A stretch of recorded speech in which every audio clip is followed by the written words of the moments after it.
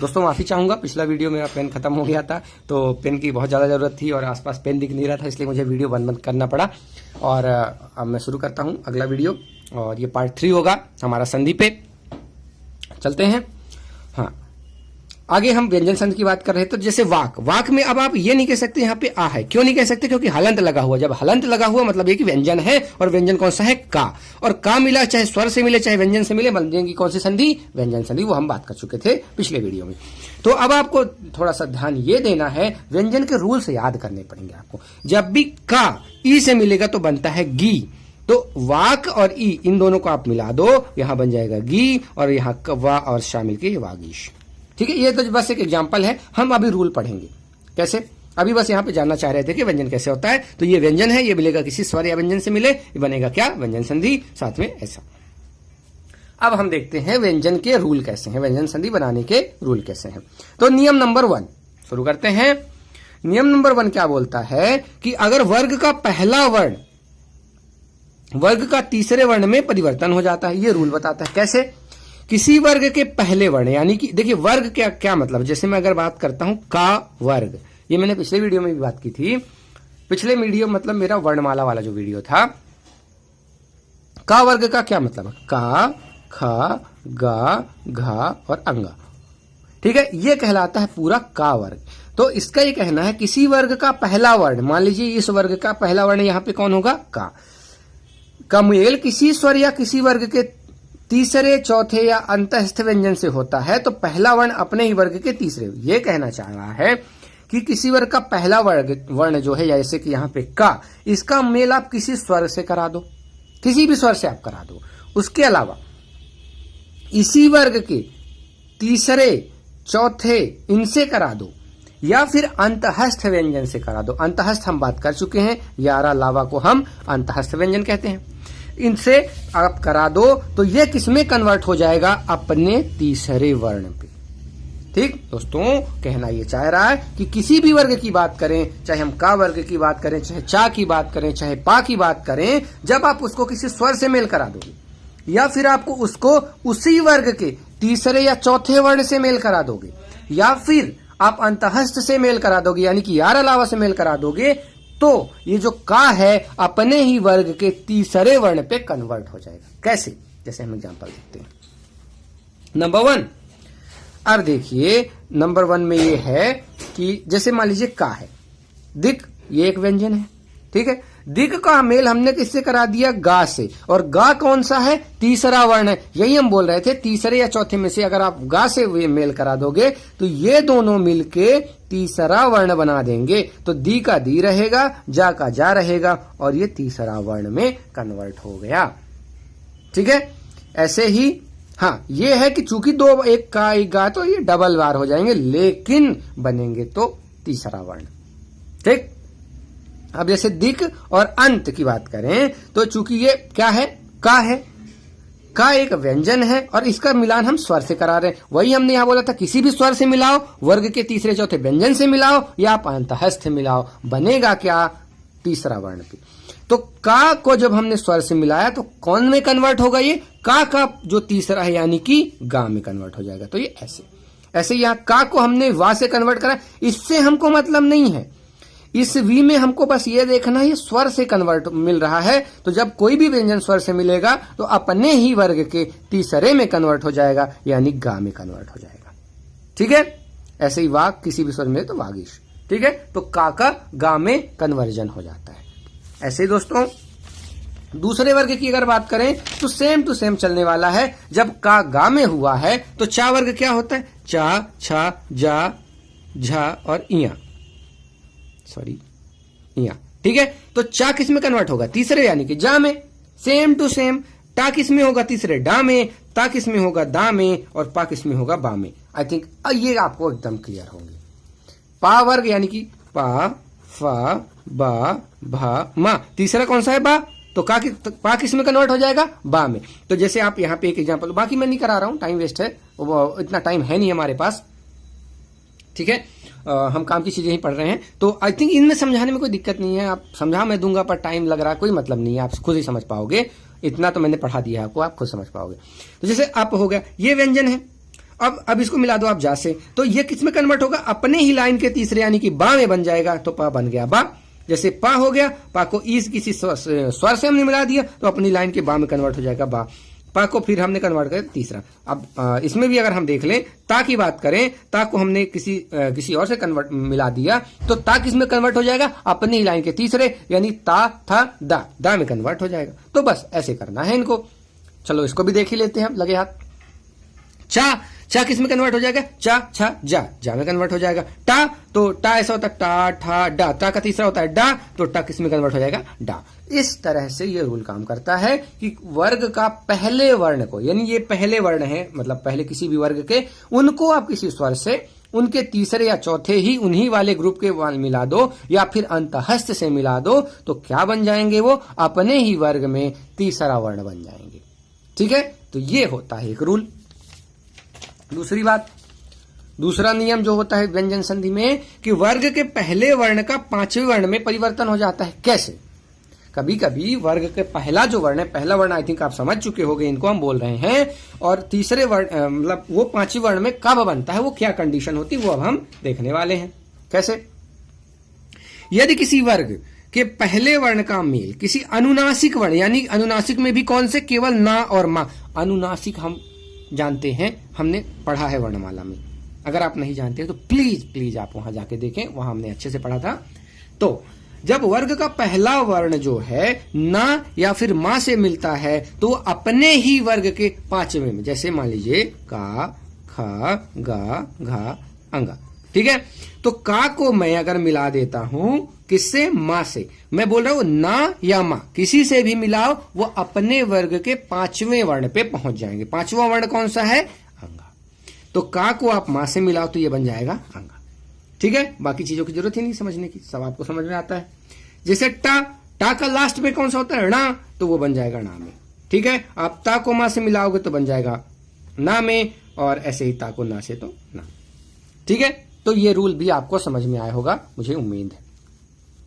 आगे आते हैं रूल नंबर 3। देखिए ये रूल आपको रटने पड़ेंगे मतलब आपको 5-7 बार देखने पड़ेंगे, तब आपको दिमाग में बैठेगा। और मैंने पहले ही बोला स्वर के रूल आपको अलग पढ़ना है, व्यंजन के अलग और विसर्ग के अलग, जिससे आप बिल्कुल भी कंफ्यूज नहीं होंगे। ठीक है, आगे चलते हैं। छा संबंधी कुछ एक नियम है। यदि किसी भी हस्व या आ का मेल छा से हो जाता है तो छा के पहले चा जुड़ जाता है। कैसे? हस्व का मतलब जो छोटा वाला, जैसे स्वा में हस्व ही है, छोटा वाला आ जुड़ा हुआ है। आ का मेल आप छा से करोगे तो एक चा एक्स्ट्रा आ जाता है।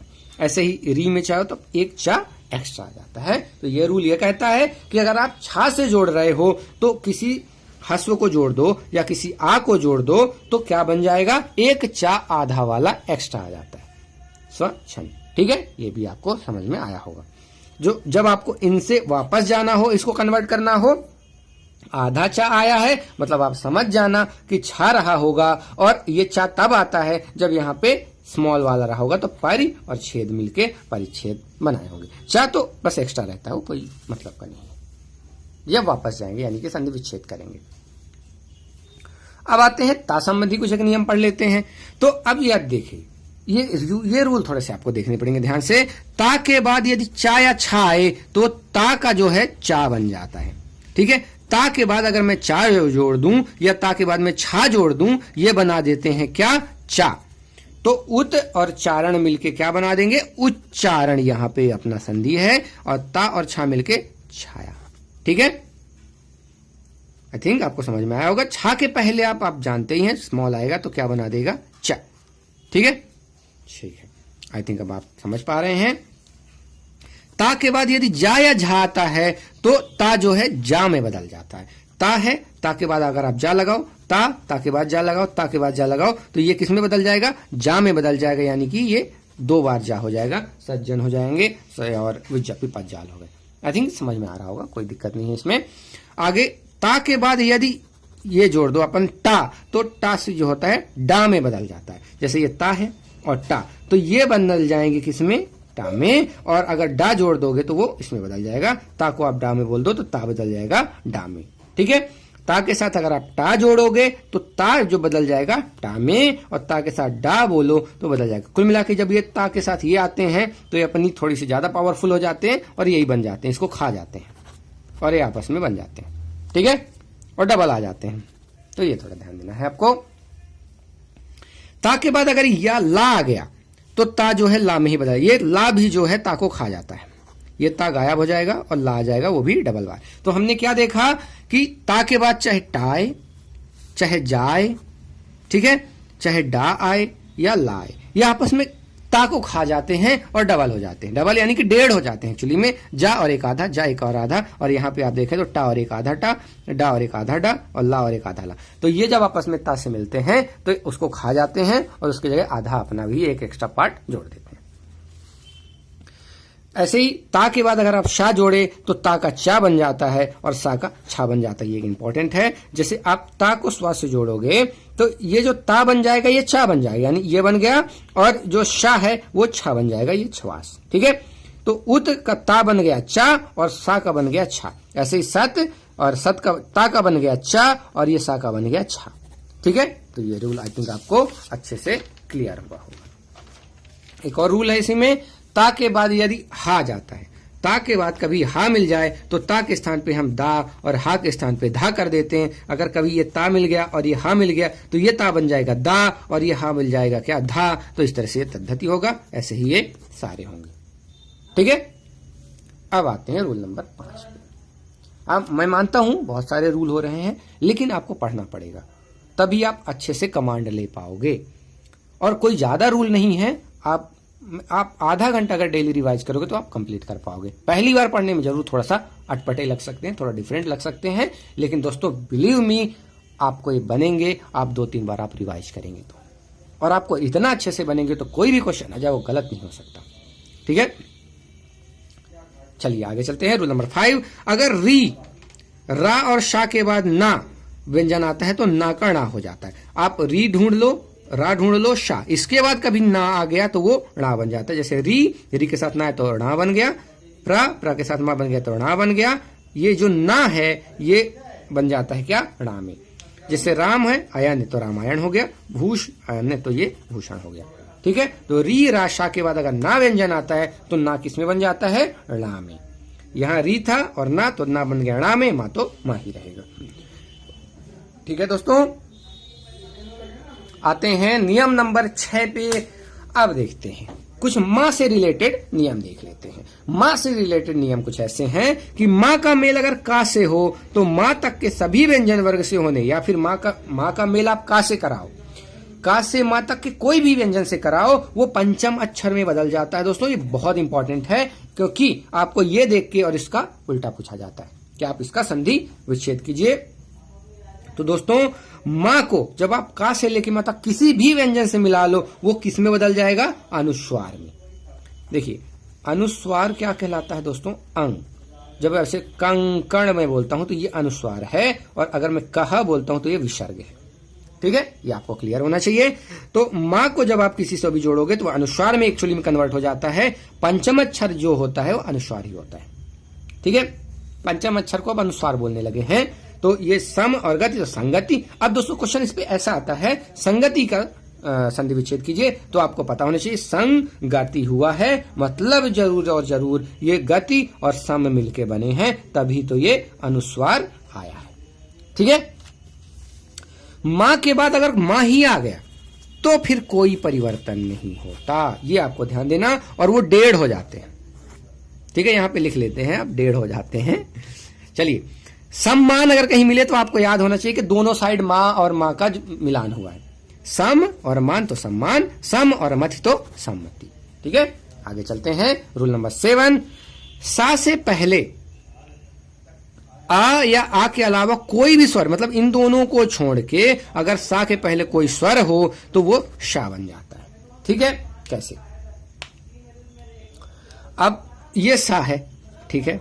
इसके पहले मैं देख रहा हूं उसमें अगर कोई स्वर आ गया, ठीक है, पर ये दोनों ना आए, तो अब देखें तो यहां भी ये नहीं है, यहां भी नहीं है, यहां पे ई है, यहां पे ई है, यहां पे ऊ है, तो ये नहीं आए ना। तो अगर ये नहीं आए हैं तो वो सा किस में बदल जाएगा, इस वाले सा में। एक होमवर्क हमने दिया था कि सा खा सा, मतलब ये वाला सा और ये वाला सा और ये सा में क्या अंतर है, आप जरूर कमेंट करके हमको बताएं, ठीक है। तो जब ई और सा से मिलेंगे तो ये बड़े इस वाले सा में कन्वर्ट हो जाता है। तो कभी आपको ये वाला शा दिखे तो आप ये समझ जाएं कि जरूर सा बदला हुआ है, सा के साथ कोई ना कोई आया हुआ है। वो आप अगर ऊ है तो आप समझ जाओगे कि ऊ आया हुआ है, अगर ये है तो आप समझ जाओगे ई आया हुआ है, ई, क्योंकि ये दोनों तो आ ही नहीं सकते, तो ऑप्शन एलिमिनेट कर सकते हो आप इनसे। तो दोस्तों हमने स्वर संधि और व्यंजन संधि बहुत डिटेल में पढ़ ली है। एक और संधि बचती है विसर्ग संधि, उसको भी हम जल्दी से कंप्लीट कर लेते हैं जिससे कि हमारा संधि का पार्ट जो है कंप्लीट हो जाए। ठीक है, विसर्ग के बारे में पहले ही बता चुका हूं, जैसे ये वाला साइन होता है ये विसर्ग का साइन होता है। तो वही विसर्ग के बाद अगर स्वर या व्यंजन आ जाता है तो उसमें जो विकार उत्पन्न होता है उसको हम क्या बोलेंगे दोस्तों, विसर्ग संधि। बस खत्म सी बात है, बहुत आसान सा काम है। यहाँ जैसे नी है, ये वाला विसर्ग था और आ यहाँ पे स्वर आ गया तो ये निराहार हो जाता है। ऐसे करके ये बनते हैं। कैसे बनते हैं वो हम रूल देखते हैं। ठीक है, कुछ एक विसर्ग पे जब ओ बन जाता है वो क्या कंडीशन है कि जब विसर्ग जो है ओ में कन्वर्ट हो जाता है, वो कंडीशन हम देखते हैं।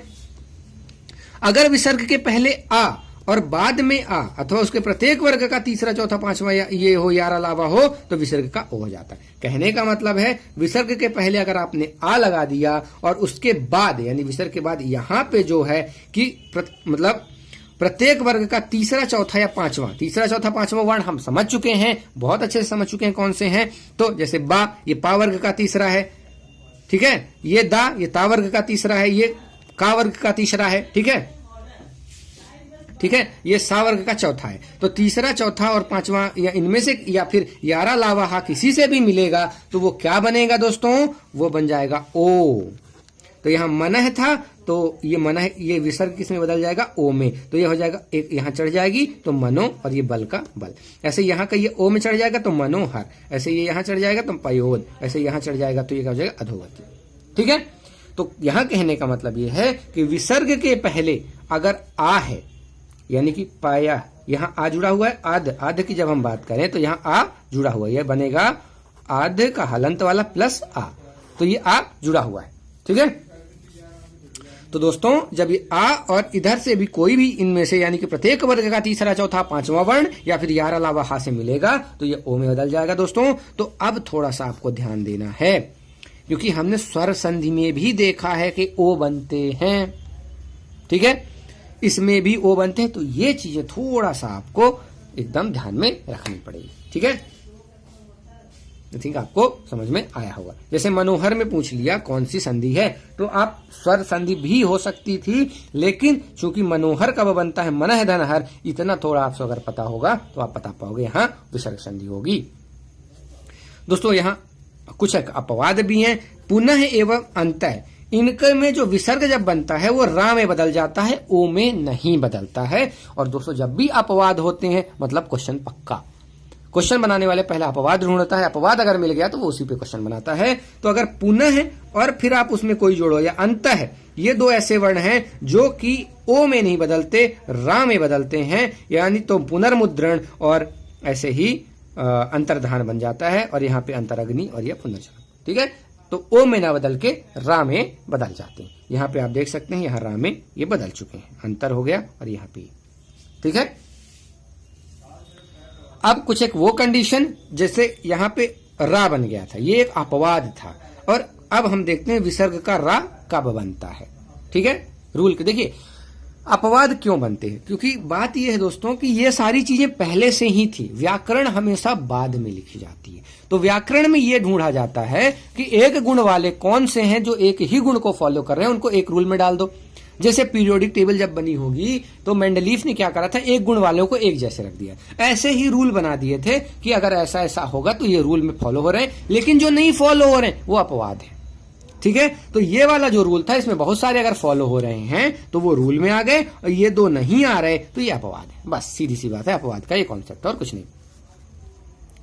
चलिए, तो विसर्ग का रा कब बनता है, यदि विसर्ग के पहले छोटा आ या बड़ा को छोड़ के कोई दूसरा, मतलब ये दोनों अगर नहीं है और बाद में आ ई उ या तीसरा चौथा पांचवा या ये कंडीशन आप आई थिंक तीसरा चौथा पांचवा आप समझ रहे होंगे, यार अलावा तो आप समझते ही हैं या इनको तो आप समझते हैं। तो ये दोनों बस नहीं होने चाहिए, उस कंडीशन में वो रा बन जाता है। जैसे नी में क्या है, ई है इधर, ये हमारा नहीं है, ये क्लियर हो चुका। और उसके बाद कोई भी हो, आ ई ऊ हो, आ ई ऊ कोई भी हो या फिर यारा लावा हो, तो वो क्या बन जाएगा, रा में बन जाएगा। तो निहि धन आशा बन जाएगा निराशा, आशी धनवाती आशीर्वाद, और ओ दू धन उपयोग तो दुरुपयोग, और बही धन ये तो ये बहिर्मुख, रा में कन्वर्ट हो गया। ठीक है। रूल नंबर 3 की अगर हम बात करें, यदि विसर्ग के पहले कोई स्वर हो और बाद में चा छा या शा हो तो विसर्ग का शा बन जाता है। तो विसर्ग के पहले ये क्या है, कोई भी स्वर आ गया, उसके बाद में अगर चा छा, चा मिल गया, छा मिल गया, शा मिल गया, तो विसर्ग का ये वाला सा हो जाता है दोस्तों। तो ये निश्चिंत और निश्चल इस तरह से ये बन जाएंगे। इसको इससे इधर कन्वर्ट करते आना चाहिए, इधर से इधर कन्वर्ट करते आना चाहिए। और रूल आपको बिल्कुल अच्छे से याद है। अभी तो रूल नंबर 3 ही है। आप अगर स्वर, व्यंजन और विसर्ग के अलग अलग रूल पढ़ेंगे तो आप बिल्कुल भी कंफ्यूज नहीं होंगे। ठीक है। अगर एक साथ पढ़ेंगे तो कंफ्यूज होने के चांसेस हैं, क्योंकि काफी जगह एक जैसा दिखता है। ठीक है। जैसे यहाँ पे ही देख लें, यहाँ पे ओ है, वहां भी ओ आता है। ठीक है। आगे चलते हैं। विसर्ग सा कब बनता है, तो विसर्ग के पहले ई ऊ हो और बाद में ये कोई भी हो तो ये विसर्ग जो है शा बन जाता है। तो विसर्ग ये है, इसके पहले यहाँ पे ई है, ई को जब हमने मिलाया का से तो ये क्या बन जाएगा, ये वाला सा बन जाएगा निष्कपट, ऐसे ही निष्कटन। ठीक है। आधा वाला आधा सा ही बनता है। जैसे नी, यहाँ पे भी ई था और ये का से मिला तो आधा, ये निष्कंटक, कंटक का ये पूरा का पूरा है, नी का पूरा है, लेकिन ये जो विसर्ग है ये बन गया है आधा सा। तो ये आधा सा यहाँ आ गया, यहाँ भी आ गया, यहाँ भी आ गया, और ऐसे ही आ गया। दोस्तों ये वाला बहुत इंपॉर्टेंट है, इस पे बहुत सारे क्वेश्चन आते हैं, इसलिए आप इसको ध्यान से पढ़ना। निष्प्राण को कैसे बनाएंगे आप, निधन प्राण। आपको ये भी आधा सा दिखे तो आपको समझ में आना चाहिए कि यहाँ पे विसर्ग हुआ है, विसर्ग का मेल हुआ है। लेकिन इसका दोस्तों एक अपवाद है, दुख। दुख को हम ऐसे लिखते हैं, ये दुह धन खाली मिल के बना होता है। ठीक है। इसमें विसर्ग गायब ही नहीं होता है। अभी हम एक और कंडीशन पढ़ेंगे, किन किन कंडीशन में विसर्ग गायब नहीं होता है। ठीक है। बस दोस्तों हम लास्ट में ही आ रहे हैं, काफी लंबा हो चुका है वीडियो और ज्यादा अब नहीं बचा है। अब देखिए, विसर्ग कब शा बन जाता है, अगर विसर्ग के बाद यदि ता या शा है तो विसर्ग का शा बन जाता है। मान लीजिए विसर्ग के बाद आपको ता मिल गया या फिर सा मिल गया तो वो किस में कन्वर्ट हो जाता है, सा में। तो जैसे ये विसर्ग था, इसके बाद ता मिला तो ये मन तो मन रह गया, ताप तो ताप रह गया, ये विसर्ग किस में बदल गया, सा में। ऐसे यहाँ भी सा बन गया और ऐसे ही यहाँ पे सा बन गया। ठीक है। आगे चलें। नियम नंबर 6 जो है वो क्या कंडीशन है, जब विसर्ग का लोप हो जाता है, विसर्ग गायब ही। अभी हम देखें यहाँ विसर्ग सा में बन गया, लेकिन अब लोप ही हो गया, खत्म ही हो गया विसर्ग। तो वो कंडीशन हम देख लेते हैं दोस्तों। बहुत आसान है लेकिन बहुत इंपॉर्टेंट। अगले जो 2 नियम है इनसे बहुत क्वेश्चन आते हैं, इसलिए आप इनको बड़े ध्यान से पढ़ें। यदि विसर्ग के बाद छय हो, छा, तो विसर्ग लुप्त हो जाता है और एक चा आ जाता है। कैसे, अनु धन छेद, ये छह मिल गया। तो अब ये हम पता है हमको विसर्ग गायब होने वाला है और उसकी जगह चा आ जाएगा, तो एक आधा चा आ जाता है और विसर्ग गायब। छत्र तो वही है, छाया भी वही है, ठीक है, लेकिन ये चा आ गया और ये जो विसर्ग था वो हो गया गायब। चाहे आप ये बोल दें कि विसर्ग गायब हो गया, चाहे आप ये बोल दें कि विसर्ग चा आधे चा में कन्वर्ट हो गया, दोनों ही बातें सही है। ठीक है।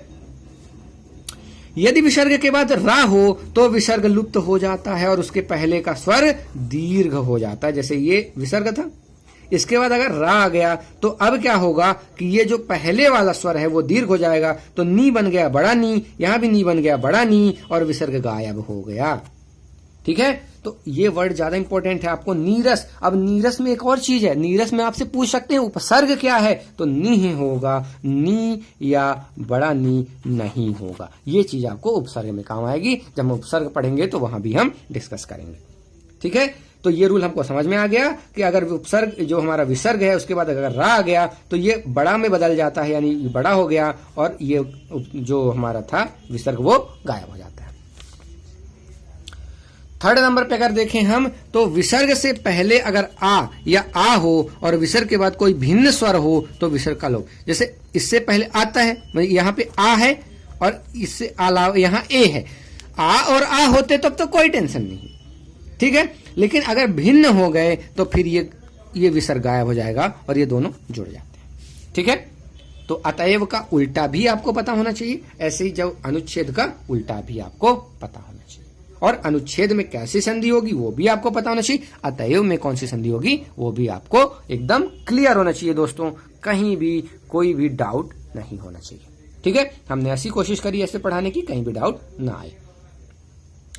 तो ये 3 कंडीशन हमने पढ़ी जब विसर्ग का लोप हो जाता है। अब वो कंडीशन करते हैं जहां पे विसर्ग चेंज ही नहीं होता, जैसे हमने देखा था दुख में। हालांकि ये एक अपवाद था लेकिन विसर्ग तो था। अब वही कंडीशन हम पढ़ेंगे जहां पे विसर्ग बचा रह जाता है। यदि विसर्ग के पूर्व आ हो और बाद में का या पा हो तो विसर्ग में परिवर्तन नहीं होता। अब देखिए, इसके पहले जो है आ हो, जैसे प्रातः में आ है, अंतः में आ है, आ है, आ है, ठीक है, और बाद में क्या हो, का या पा। देखिए यहां पे का मिल गया, यहां पे पा मिल गया, यहां पे का मिल गया, यहां पे गया, तो क्या होगा, सब कुछ जुड़ जाएगा, विसर्ग गायब ही नहीं होगा। तो प्रातः का प्रातः, काल का काल और विसर्ग का विसर्ग, अंतः अंतः, अपूर्व पूर्व और विसर्ग, अंतः अंतः, करण करण, बीच में ये विसर्ग, अधः पतन, बीच में ये विसर्ग, ये गायब नहीं होता। तो कंडीशन क्या याद रखनी है, जब का और पा होता है तो ये गायब नहीं होता। इन चीजों को आपको याद रखना है। ठीक है, इसके भी 2 अपवाद हैं दोस्तों, ये भी आपको याद रखना होगा। यहाँ पे ठीक है, आ मिल गया हमको, चलो बहुत अच्छी बात है। यहाँ हमको का मिल गया, अब तो हमारी कंडीशन सेटिस्फाई हो रही, आ और का मिल गए, तो हमारा क्या होना चाहिए, ये गायब ही नहीं होना चाहिए। लेकिन दोस्तों ऐसा नहीं होता, ये 2 अपवाद है, नमस्कार और पुरस्कार, ये आपको याद रखने हैं। ठीक है, अपवाद याद रखने ज्यादा जरूरी होते हैं क्योंकि अपवाद पे क्वेश्चन ज्यादा आते हैं। अब आते हैं दोस्तों कुछ एक विशेष संधियां। हमने अभी थोड़ी देर पहले बात करी थी कि व्याकरण हमेशा बाद में बनता है, रूल हमको बनाए जाते हैं, एक जैसे रूल वालों को इकट्ठा रख दिया जाता है, पर कुछ एक संधियां होती जो किसी भी रूल में फिट नहीं होती। मतलब अब आप हर किसी के लिए एक रूल नहीं बना सकते। अगर इतने रूल बनाओगे तो पढ़ने में भी दिक्कत, लिखने में भी दिक्कत, बहुत सारे रूल हो जाएंगे। तो इनको एक अलग ही बोल दिए जाते हैं, ये विशेष संधियां, इन पे कोई भी रूल लगता ही नहीं। ठीक है, इनके कोई नियम अभी तक स्पष्ट नहीं है, या तो कोई ऐसा हिंदी का विद्वान नहीं आया है जो इनके लिए कोई रूल बना पाए। हो सकता है बाद में कोई रूल बन जाए। ठीक है, क्यों मैं ऐसा बोल रहा हूं, देखिए जैसे आम है और चूर है, तो ये आम चूर बनना चाहिए ना, आम चूर, लेकिन ये आम चूर ना बन के अमचूर बनता है, ये छोटा हो जाता है। हाथकड़ी में हथकड़ी बन जाता है, लड़कापन में लड़कपन बन जाता है। अब देखिए आपसे कभी इसने पूछ लिया लड़कपन में अगर आप बताएं कि ये आगे वाला पार्ट क्या होगा, तो आप लड़क बताओगे। क्यों, क्योंकि लड़का आप कैसे सोचोगे भाई लड़का कैसे बनेगा, पर होता तो यहाँ लड़का है। ऐसे ही कान कटा में कनकटा बनता है। तो ये थोड़ा विशेष संधियां हैं, इन पे आपको याद रखना पड़ेगा। ऐसा कभी क्वेश्चन आए तो आप ध्यान लेना, ना लड़का मतलब यहाँ लड़क नहीं हो सकता, ना कन हो सकता। देखिए लड़क कोई वर्ड भी नहीं होता, लड़का ही वर्ड होता है। कन कोई वर्ड नहीं होता, कना होगा, सॉरी कान होगा, और हाथ कोई नहीं होता, हाथ होगा, और अम नहीं होता, आम होगा। तो या वहां से भी कॉमन सेंस से भी समझ सकते हो। ई के स्थान पे ये हो जाता है, कैसे, शक्ति था, और आ अगर आप जोड़ो तो ये बन जाएगी शक्तियां। ठीक है, ई बन जाता है ई के स्थान पे, शक्ति है, देवियां, ये हो गया है ना। तो आ की जगह यहां आ गया ई है। ठीक है, आई थिंक आपको समझ में आया होगा। कुछ एक कंडीशन में जो होता है ई ऊ में बदल जाता है, बड़ा ई जो है छोटे ई में बन जाता है, और बड़ा ऊ जो है छोटा ऊ में बदल जाता है। अब देखिए उल्टे बात हो गई, हम अभी तक पढ़ते आए छोटा ऊ से बड़ा ऊ बनाना, अब यहाँ बड़ा ऊ से छोटा ऊ बन रहा है, बड़ी ई से छोटी ई बन रहा है, मतलब उल्टा ही चल रहा है यहाँ पे। जैसे नदी, तो ऐसे बनना चाहिए ना, नदियां, लेकिन ऐसा नहीं होता दोस्तों, नदियां बनती हैं, वधुएं बनती हैं, वधुएं नहीं बनती, इसलिए ये स्पेशल संधियां हैं। जैसे अब ये देखिए, ये तो बहुत ही इंटरेस्टिंग है कि आपको जब भी बोला जाए, जब भी इसमें आप प्रत्यय बताओ, आप, मैं गारंटी से बोलता हूं आप ये प्रत्यय बताओगे, लेकिन दोस्तों यहाँ ये प्रत्यय नहीं होता है, यहाँ ही प्रत्यय होता है। जब और ही मिलके जब ही बनते हैं, ऐसे ही मिलके ये ऐसा बनता है। तो दोस्तों जब भी ऐसा जब ही अभी हो तो आप ध्यान देना कि ही प्रत्यय होगा।